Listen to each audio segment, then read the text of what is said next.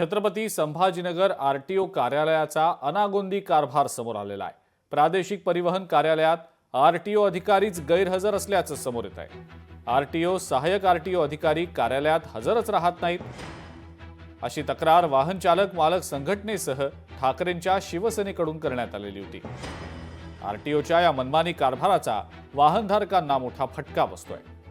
प्रादेशिक परिवहन कार्यालयात 3 जिल्ह्यांमधले वाहनधारक कामानिमित्त येत असतात, मात्र आरटीओ सहाय्यक आरटीओ हे अधिकारी कार्यालयात हजरच राहत नाहीत आणि त्यामुळे वाहन परवाना आणि नूतनीकरण आणि इतर सर्व कामांचा खोळंबा होतोय। आरटीओ अधिकारी कार्यालयात थांबत नाहीत, कर्मचारी कुणाचं ऐकून घेत नाहीत, मनमानी कारभार सुरू आहे आणि यामुळे वाहनधारकांची प्रचंड पिळवणूक होतीये।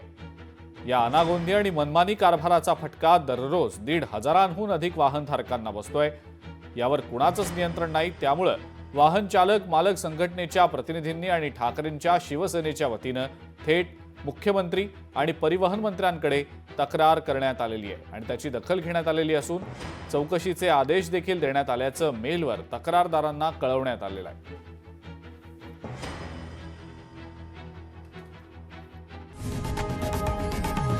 लोकशाही मराठी ऐका, पहा, जागरूक रहा।